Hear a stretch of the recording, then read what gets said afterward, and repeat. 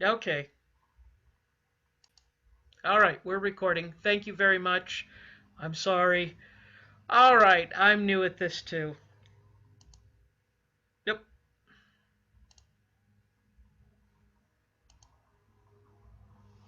So, back at the Babylonic captivity. So, the Avignon popes, not having the benefit of the papal states on the Italian peninsula in order to pay for things, are going to have to start uh, charging new taxes, new tithes, new fees, new ways of gaining money. And this will make them unpopular in places outside of France. And also, the papacy in Avignon is going to insist on um, on naming bishops everywhere. So even naming bishops in the Italian peninsula, in England, in France. So in essence, the popes in Avignon are going to be expressing power, political power, soft power, yes, but it's going to be housed in a real castle that's easily defended. And so many of the people in Europe are going to look at what's happening in Avignon and seeing that this is possibly this level of luxury, and it is luxury, uh, is somewhat um, unseemly. Is a perfect word for it. It's suspicious. Uh, the treasury, they had a separate room that was just the treasury. It was in one of the strongest parts of this castle, and it was at least 4 stories high. Most of the floors have gone away, but they did in some parts of it have a stone floor, and there were so many coins and all different denominations coming into the papacy at this time that they were running out of room. They had a large 4 story building and they were running out of room to put coins. In fact, they were lifting up the stones and hiding coins, buckets of coins, underneath these stones. We know about it because one of those buckets wasn't found until the 19th century when Napoleon Bonaparte, the French emperor, was housing his horses there as a stable, and they had accidentally dug up this bucket of coins from underneath the stones. There will even be rumors about certain popes, such as Clement VI. He will be selling offices and spiritual benefits. Uh, if someone wants to be a bishop, he will auction it off. There's also some rumors of sexual transgressions. Whether they were true or not, it's hard to say. But yes, the Pope is going to look like any of the other kings of the time and look very suspicious to the rest of the people in the church. Yeah, okay. So the 13th century is going to see the secular rulers gain more power. And this is probably why the Pope had to look a lot better and live in more luxury, is because he had to deal with these kings who are becoming richer and building up these strong territorial monarchies, not just these little lords of the manor realm, but bigger and bigger and bigger territories. And to run these things takes a lot of sophistication, a lot of uh,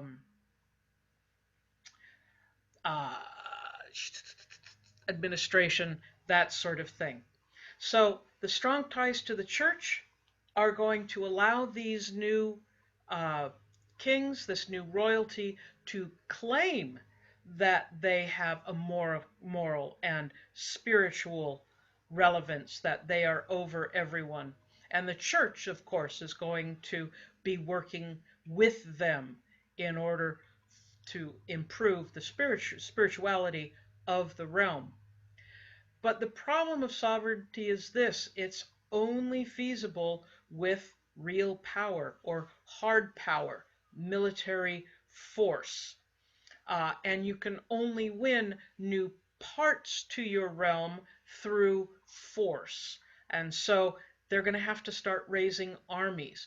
We're not going to see the complete dependence on anymore on the knights of the realm to guard these castles and these areas. You're going to see common people turned into military men using a variety of weapons, uh, pikes, halberds, and of course the crossbow, which is a simple to use weapon, has great distance. It just, you do one at a time and you fire it and then you have to wind it up or use a foot stirrup, but it has one shot and then you've got to pause and then one shot.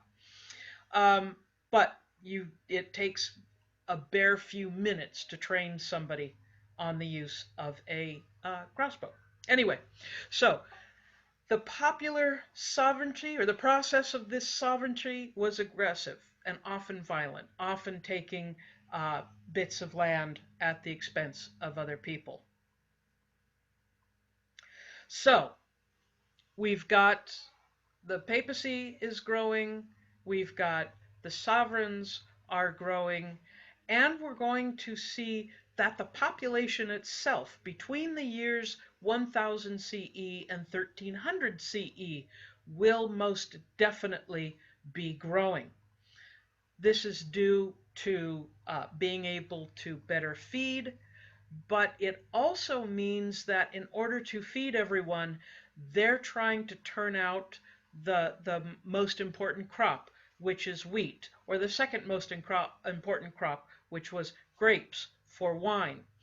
And this is going to force people to turn land that had been unproductive or had been used for different things, turn it into productive farmland to use to grow wheat and grapes. And so they're going to cut down forests. This is a very problematic idea for people who burn wood for heat and cooking. So you're cutting down the forests. How are you going to have enough wood? That wood becomes something that's scarce and something that's heavily guarded by the lord of the manor. That they'll bring in foresters to guard forests. The marshes are going to be drained. They'll be using canal systems to drain them.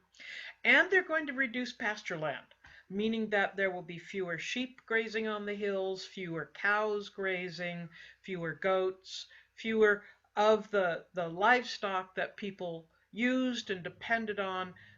Their pasture land is going to be moved into to grow more wheat, which means that people's diet is going to have less and less protein. They're just eating bread. So by the end of 1300, with this huge population tripling, Europe is very close to being unable to feed itself. Now, they're not quite starving, and if you were poor, you were still poor uh, and didn't have a lot of food, but most people did, in fact, have sufficient food, but just barely. And all it took was one little thing to change, and that's going to change the entire situation.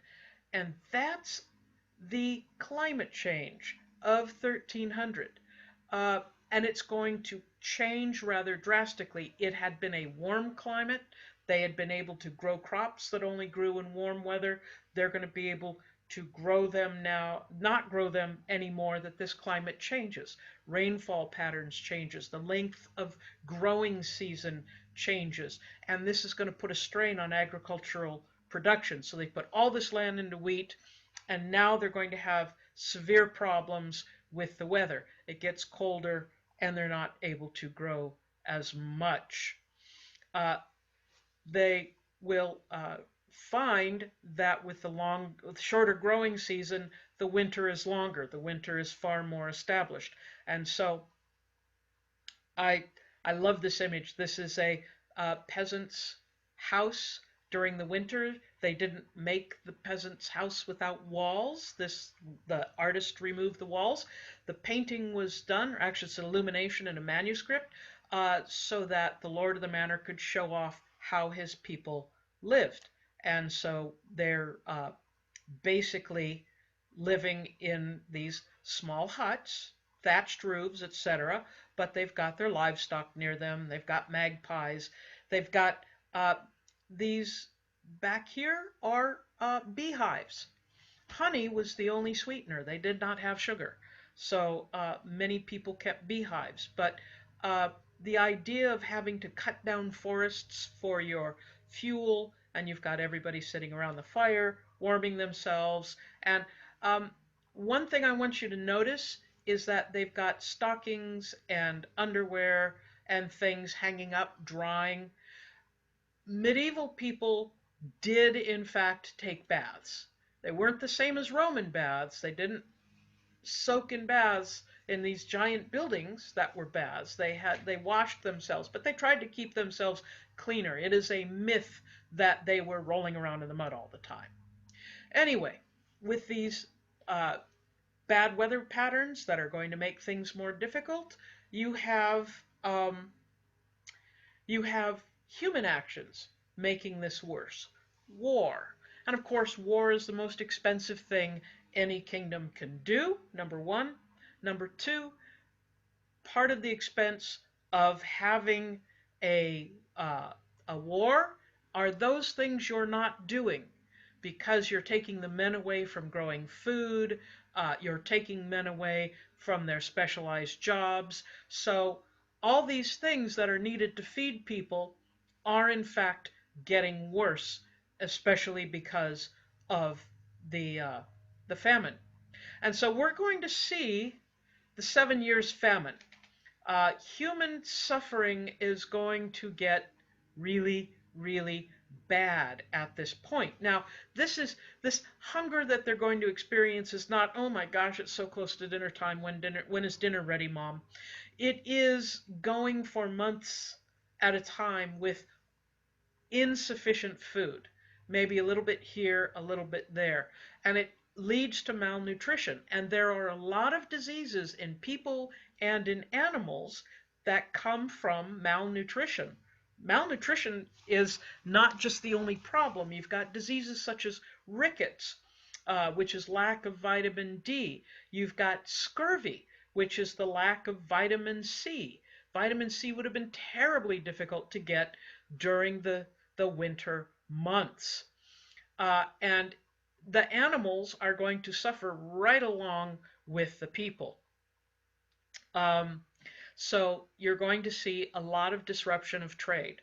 That there's not going to be as much traveling, there's not going to be as many goods to exchange, and so consequently you're going to have to see uh, a real change in what people can actually afford at this time. And so we're going to see 7 years of famine. Uh, that's a very, very long famine. And it's not just the people at the moment that are going to suffer. It's going to spread disease that will pass around all sorts of problems. It's going to cause the the seeds will not germinate because it's too cold. They'll be planting at the time they normally do, and they'll have frost destroy the seeds. You're also going to have the poor uh, threatening to eat the seed crop. Remember, you have to leave so many seeds for the next year. Well, if you're starving, it's very difficult to leave those seeds alone. Um, and they had cold summers. They had autumns that normally they would forage, but then they couldn't. You also had the feudal system, which the lord of the manor controlled the forests, controlled the um, the hunting and all that, and so people weren't able to go hunting, or they would be poaching food because the Lord of the Manor wants to eat, so he's making it a crime to kill the deer in his field, or the harts as they're called. So having having not being able to get on that land, or poaching because you're desperate and suffering the consequences. Uh, there are reports of people simply dying on the road. There are reports of people grazing on grass like animals. There are reports of people ripping bark off of trees and eating it just so that there's something in their stomach. But it's the children that are really going to suffer, because these children are going to be malnourished. They're not going to be formed properly as they're growing up, and they're going to have very weakened immune systems. So, of course, it couldn't get worse, could it? It's going to get worse, and these famines are going to lead directly into what's coming up next.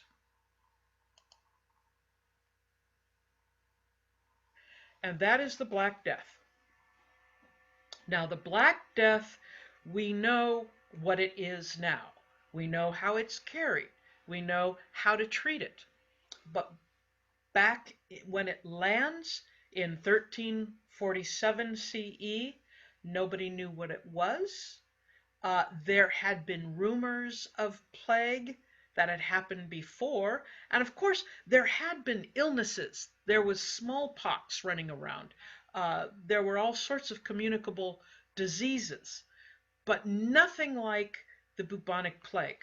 Now, the bubonic plague is not going to start in Europe. It will start on the Silk Road near the Black Sea, right in the middle, pretty much, of where the Mongols had controlled, or were controlling, the Silk Road trade between East and West.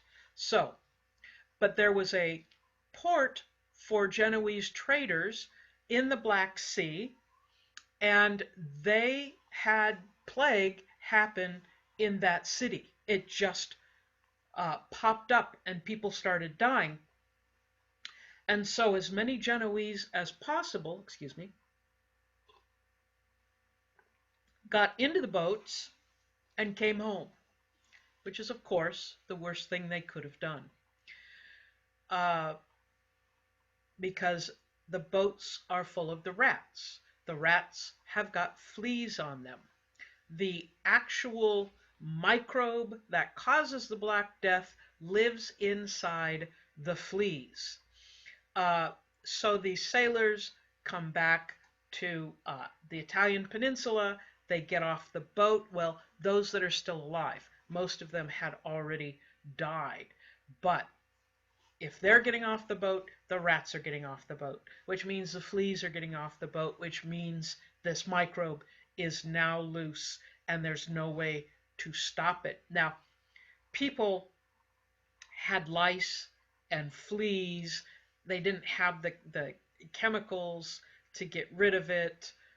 They were in proximity to animals and rats all the time, and so they didn't think much about the rats. I mean, they didn't like them, but they didn't think about the rats, and everybody had flea bites at occasions. So it wasn't that big of a deal. So nobody really considered the rats and the fleas. In fact, other groups will be blamed.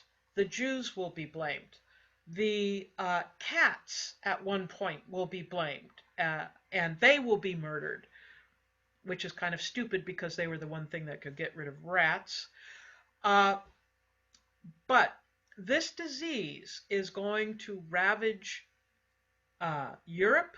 It's going to go all the way from the Italian peninsula all the way to Scandinavia within 3 years. Now, it will pass some parts by, or it will come back a second or third time, and it's going to be running rampant around in Europe for 3 centuries, 300 years. You've probably seen the pictures of the plague doctors. Steampunk people are now talking a lot about the plague doctors with the mask, with the big bill on it. That's very late. You wouldn't have seen those in the 13th and 14th century. That's kind of a later thing. But what is the Black Death? It is a microbe, Yersinia pestis. It's carried by fleas on infected rats or the rats themselves. It attacks the lymphatic system. The lymph nodes are in your throat, in your underarm, in your groins, and if you've probably been vaccinated against mumps.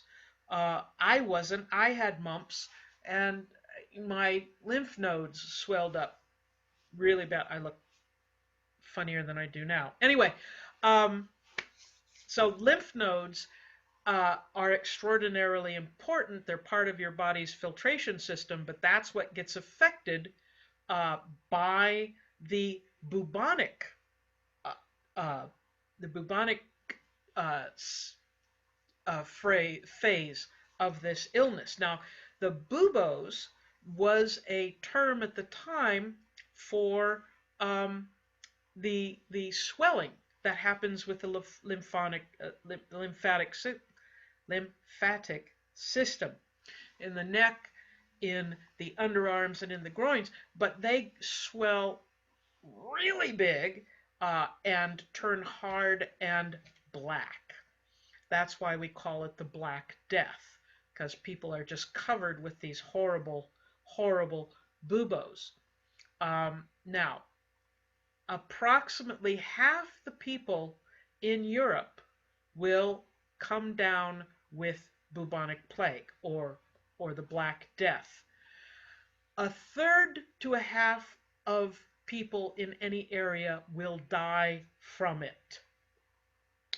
Uh, and as I said, there's three separate ways you could get it. The bubonic plague was passed by the flea bites. Uh, it could last up to 2 weeks, after which you might die or you might survive. But it's a horrible high fever, coughing, all sorts of problems, aside from the swelling. The second way it is transmitted is called septicemic, which means that it's through the blood system, not through the lymph system, through the blood system. This is if you have any of the bodily fluids that gets in a cut or something and gets in your blood system. That killed rather quickly, within a couple of days, generally speaking. But the worst method of transmission was called pneumonic breathing. The moisture and the mucus and everything coming out of your mouth, someone breathes it in. People died within hours of being coughed on. And when I mean died within hours, we have reports of people feeling perfectly fine, going to work, somebody coughs on them, and they don't make it home for dinner. That's how quickly it spread. So it was really completely and totally terrifying because it had so many different manifestations. Imagine if you were having to keep yourself clean from 3 different ways that this disease moved along. And the reaction? Well, the reactions were panicked. People panicked, or they resigned themselves to die. That they were completely convinced they were going to die, and there's nothing anyone could do about it. They had no cures. There was no aspirin to relieve the fevers. People tried all sorts of things.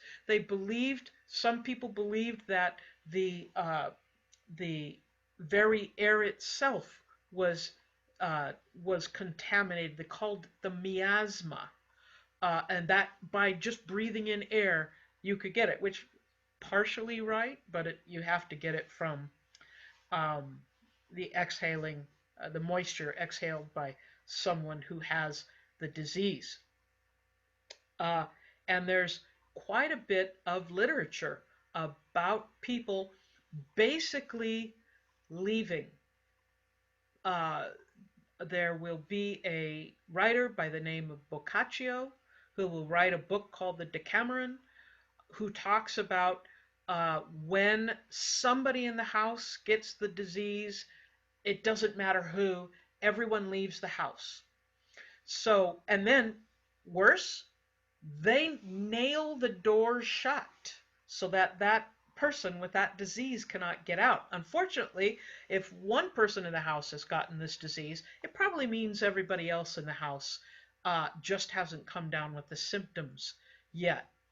Uh, and what's really sad is that sometimes these people survived, but they were too weak to get water, and so they died of dehydration, not necessarily of the disease.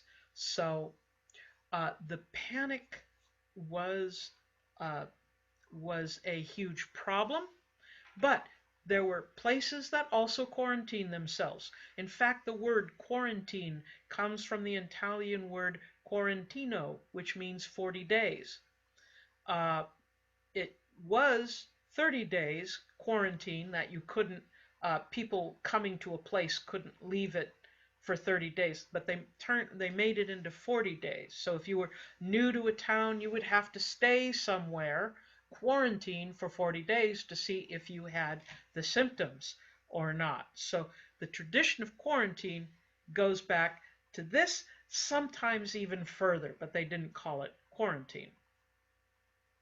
So we've got a map that shows how quickly it spread, and it spread from Italy from December 31st, 1347.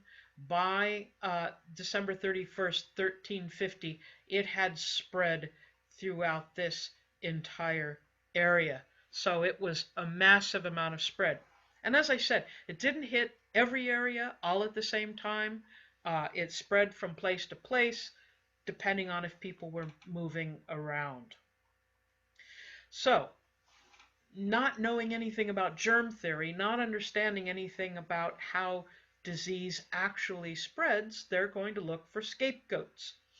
Uh, they attacked the Jewish communities that were still around. The Muslim-held territories, however, they understood quarantine, they understood the ideas of shelter in place, uh, and so they didn't blame the Jews. So Jews were not rounded up and slaughtered at this moment.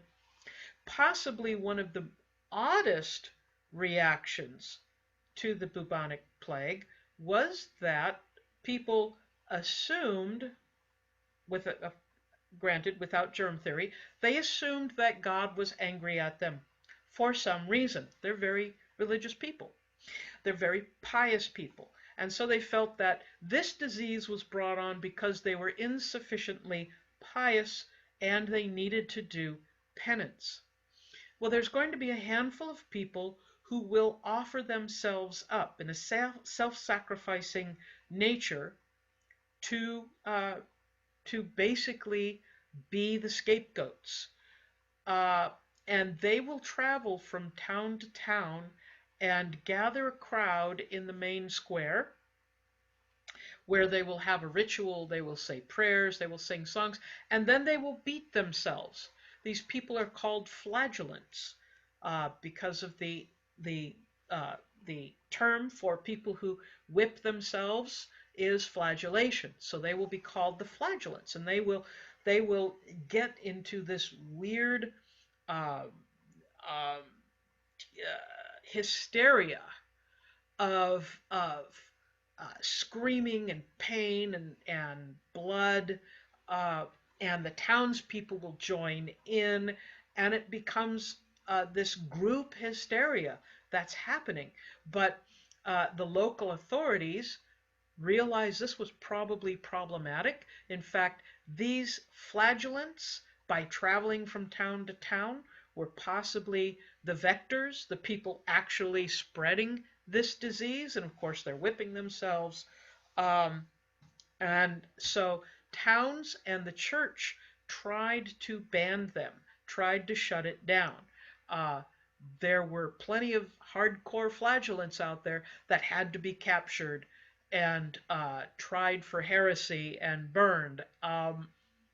So definitely they were a problem, and they had to be stopped. Now, if you uh, pay attention, well, it's not going to happen this year, of course, but in the Philippines during the Holy Week, the week between Palm Sunday and Easter, oftentimes you will have flagellants, people who do a ritual, who beat themselves and then have themselves crucified for a very short amount of time. And this is their method of doing penance for the sins that they believe they have. So it's it hasn't completely gone away, but it was an impulse that people felt they could do. It was something they could do to uh, to help.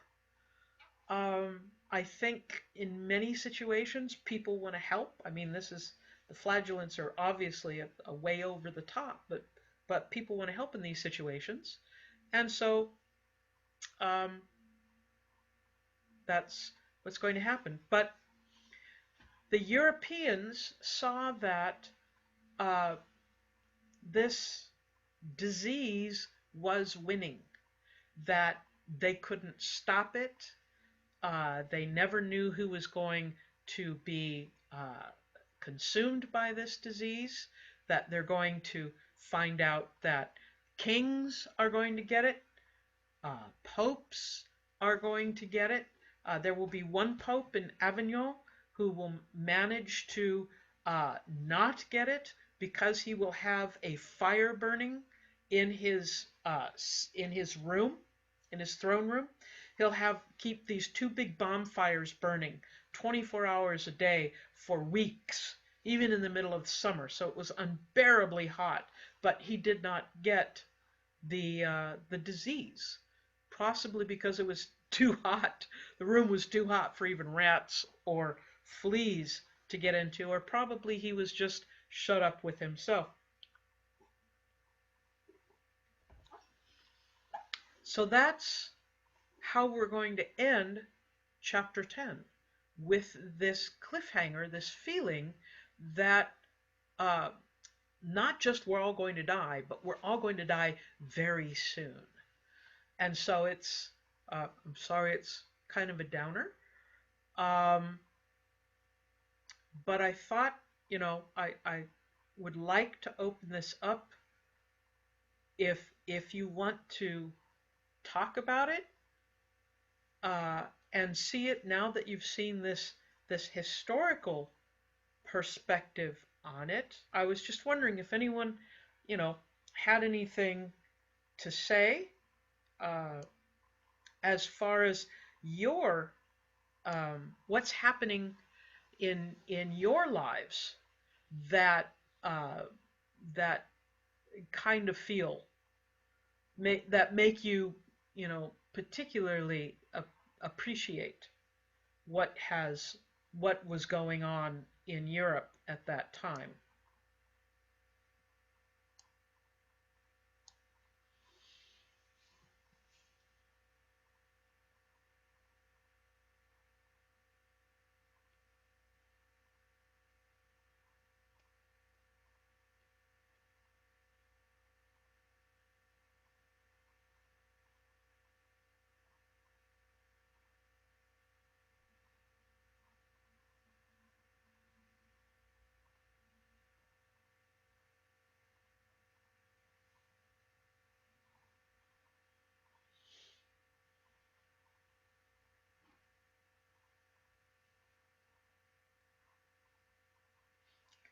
Well, let me bring up.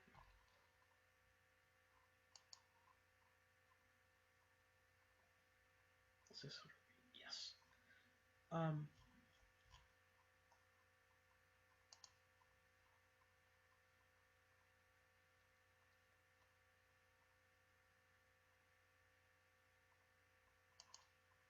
I assume. Let me bring up some of the. Aha, question. Okay. For the Canterbury Tales assignment, we need a works cited, right? Correct. Yes, I would like you to cite your sources.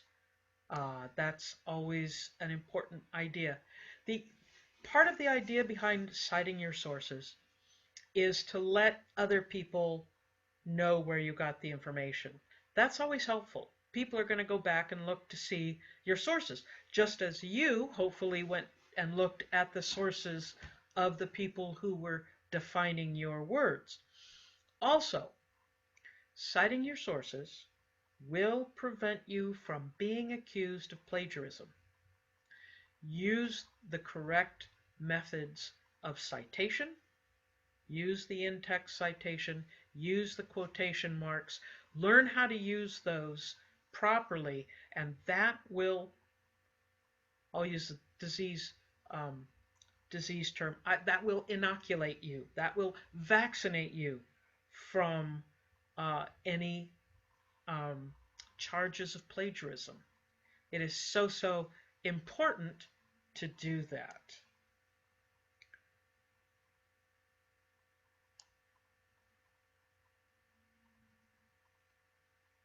Oh, okay. Thank you, Ahmed. Um,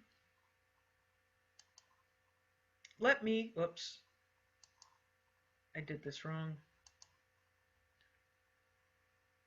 I'm on the learning curve too.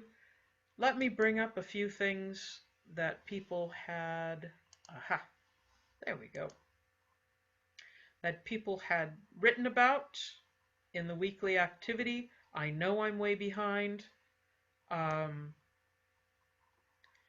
but we'll make it through what we can. We'll do what we can. That's all we can ask of anybody. Let's see now. How do I? Oh, okay. So the bronze group did food for chapter 10. Um, people talked about the basically the climate change and how that affected food. Uh, the nobility of the house could get decorate. The picture above shows a Norman lord dining great castle, the manor house. So definitely lots of different food. Not everybody ate the same way. Not obviously, but I mean, not everyone ate the same way. During the early Middle Ages, staple food was incredibly important. Um, now, the ethnic groups, these groups of country-specific food, everyday. Uh, I'm going to be talking about this in another, a little bit later chapter, but the food we know today is not the food they necessarily had in Europe. For one thing, they didn't have the kind of spices we have. They had salt and they had herbs, certain herbs, uh, thyme, marjoram, um, just there's a list of herbs because they were readily available in Europe. But there was a lot of spices that were not readily available in Europe, such as pepper. There's also a very long list of foods that will not be known by anyone in Europe or Asia until we have the colonization of the Americas. Um, and that list is very long. Things like potatoes and tomatoes. These will be unknown to the people of Europe. Um, let's see now. Everyday food for the poor in the Middle Ages consisted of cabbage, beans, eggs, oats, brown bread. They would, because you had to have the fire going all day to keep you warm, oftentimes they made what's called a porridge, which basically is beans or peas boiled with whatever you can thrown into it, and it's just kind of like a thick pea soup or an oatmeal, uh, and it would not be. We think in terms of oatmeal as flavoring it with sweet stuff. They flavored their porridge with meat and salt, so it was savory or meaty. All classes commonly drank ale or beer, yes.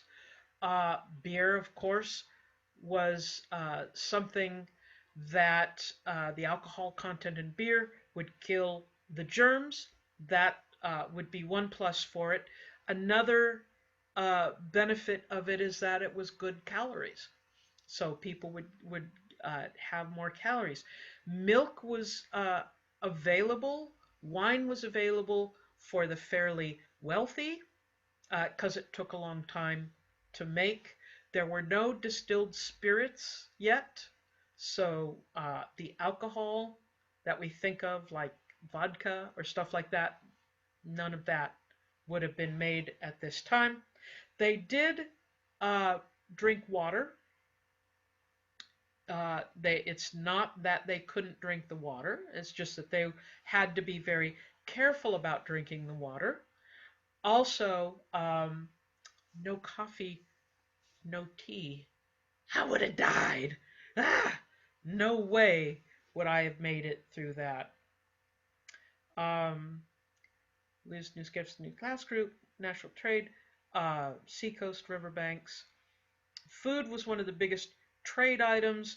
One of the biggest food trade items was eels. Now, we don't have them that much here in the US. In England, they're in all of the waterways. In Asia, they're in all of the waterways. That's weird. Eels were a delicacy in England. People paid their rent in eels. Eels are not particularly bright, so they're kind of easy to catch. Uh, but they ate them all the time, and in Japan they eat them all the time. But we don't think of them that much here in the U.S. So okay, politics, feudalism, got that. Uh, Catholic Church, support from the Pope had an influx of money for them. Aha, interesting. Okay, uh, the Marinids in March of 1344, the Marinids suffered a serious military defeat when the army of the Christian kingdom of Castile um,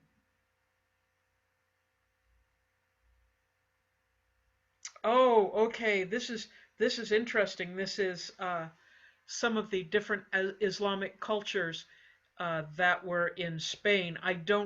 Sorry, I didn't catch the name of the groups. Um,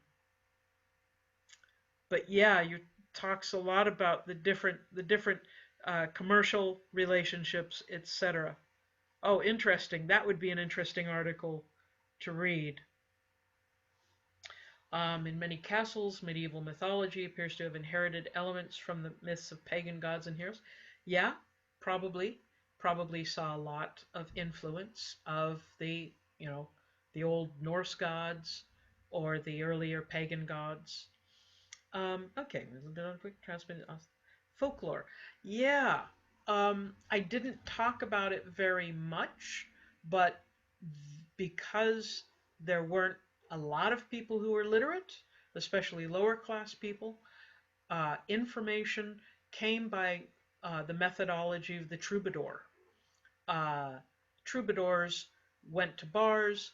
They were extraordinarily welcome because uh, they had all of the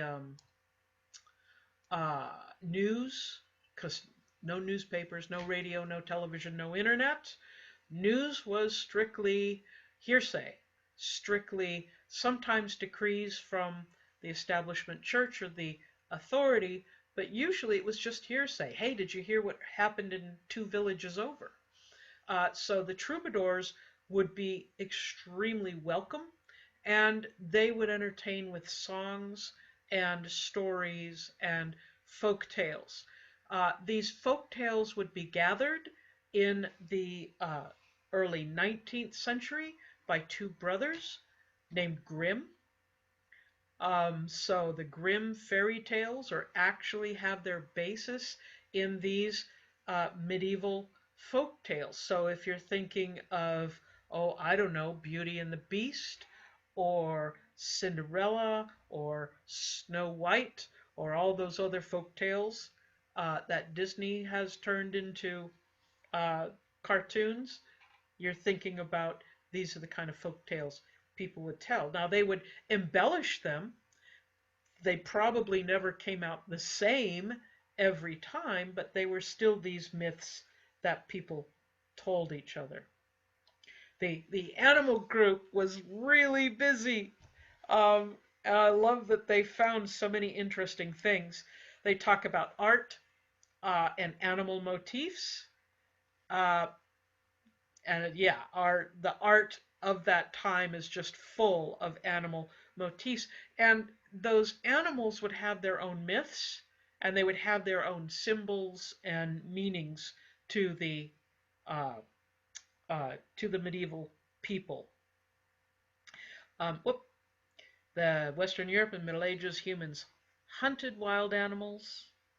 Um, Rarely the principal sort of all classes. Okay, that's horse, hound. Um, Using hounds to hunt was very important, especially hunting bears and hunting boars. Hunting a boar is a big nasty pig, uh, and if you've ever seen them out in the wild, they are incredibly large, um, and very scary, and they're very vicious. So taking out a pack of hounds when you're hunting these boars, the hounds would keep the boar busy, so it wouldn't necessarily attack the human. And hawks and falcons. I don't know if you've ever seen this. Watching hawks and falcons hunt is amazing because these birds swoop at over 100 miles an hour out of the sky, and they would grab small game, but it was a sport that the rich went. You'd going outside with you'd be riding along on your horse, and you'd have your falcon. Many of the kingdoms had their what animal you could use to hunt with was based on your rank. So only kings could use eagles to hunt with, and then you went down and down and down until you got, if you were um, a very lowly knight or noble, maybe you had a kite to hunt with. These are uh, uh, small hawk-like birds. They're still very beautiful.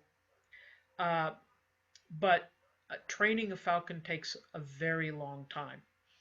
So the people who do it are extremely specialized in training those falcons. Let's see now. Everyday lives, real imagined scene. Mm-hmm. Yeah, the forming the moral language. Oh, someone has found hyper allergic. I love that. That online magazine. Uh, that is actually, there are some very good medievalists who write for that magazine that I have been in contact with, and they are really smart people, and so it's a very good source. Now, okay, I want to know, and I think it's Yekta who put in the Mongolian death worm. Is that a real thing? I mean, shaped like a sausage, about 2 feet long, has no head nor leg, and it is so poisonous that merely to touch it means instant death. It lives in the most desolate parts of the Gobi Desert. Is that a real thing? I'd love to know. Gonna have to look it up. Mongolian death worm. Be a great band name. Animals in medieval time, hunting, but combat. Okay, yeah, we covered some of that. And of course, St. Francis of Assisi. St. Francis of Assisi, uh, there are lots of legends about him.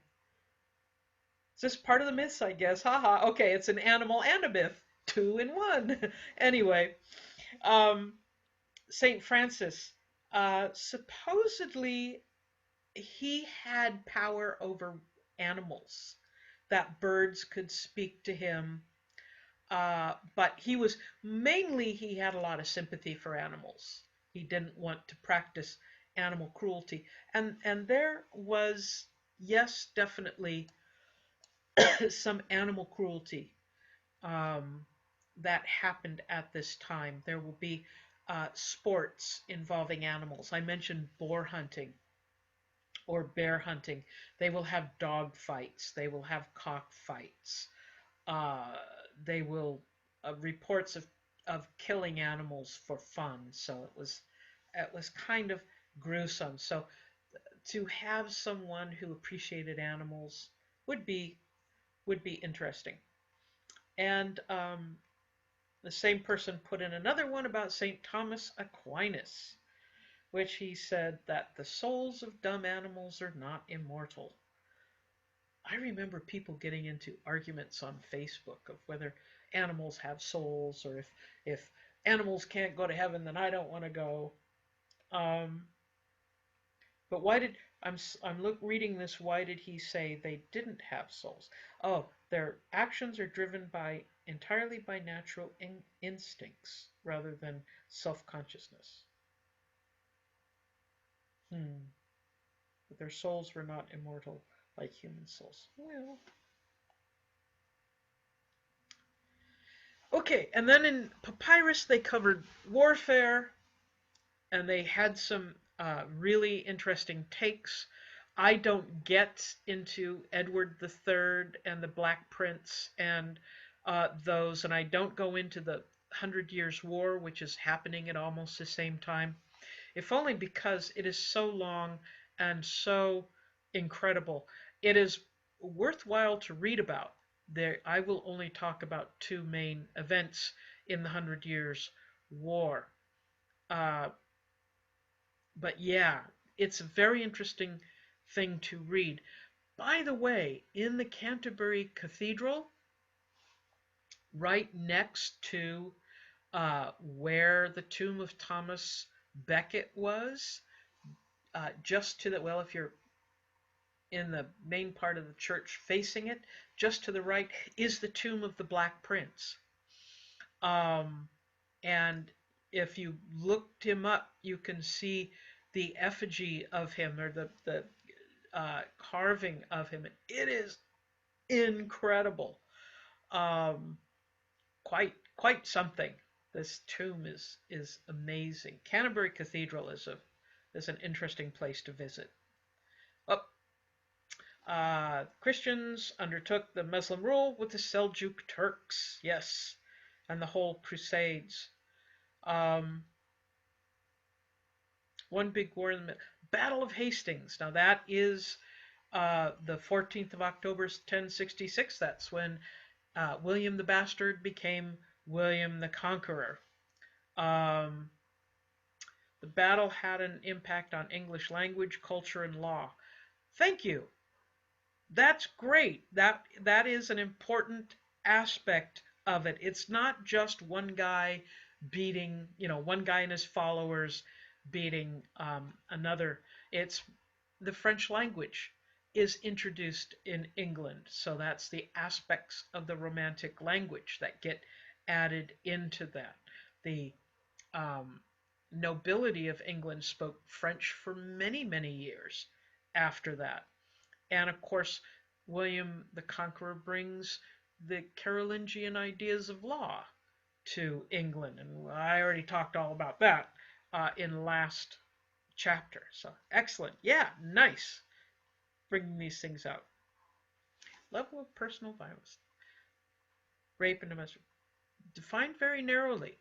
Um, we do have a lot of laws left uh, available for us to read in the Middle Ages that people can take a look at. So yeah, there's a lot of medievalists who are uh, studying law at this time and how it was defined. And then we have the fashion people, Mongolian cloth of gold.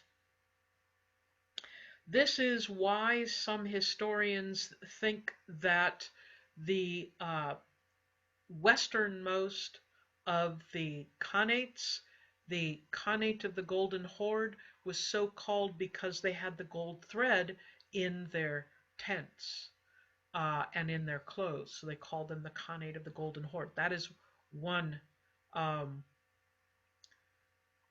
one way to do it. Okay, so key feature of the Byzantine Empire: history of trade. Yes, yes, yes. Dyes. We don't think of dyes that much, but uh, colored clothing was really important. They all didn't wear brown, definitely. Um, Neat. Glittering with gold embroidery and jewels sewn into the cloth. Cool. Oh, excellent. Okay. Um, Timo. Does anyone have any more questions before I shut down for the night?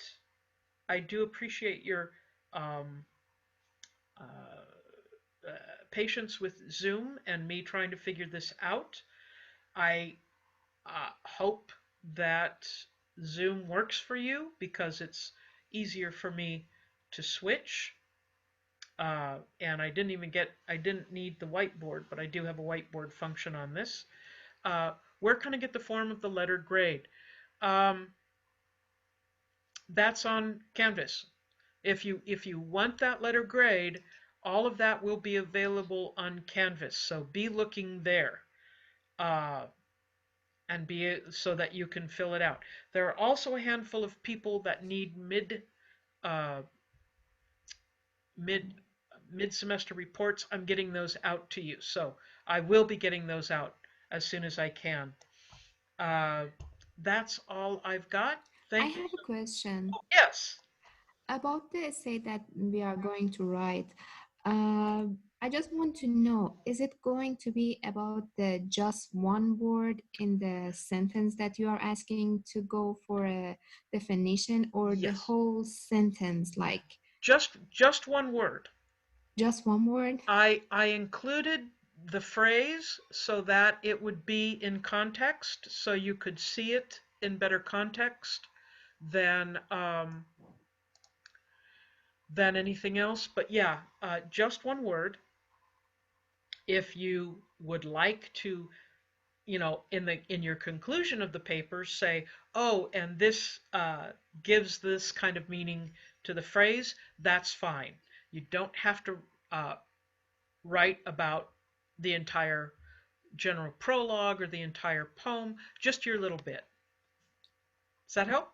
Yeah, so when we are looking for the resource for the article in Nova Library, I should just search the word because I see the sample you send us for help.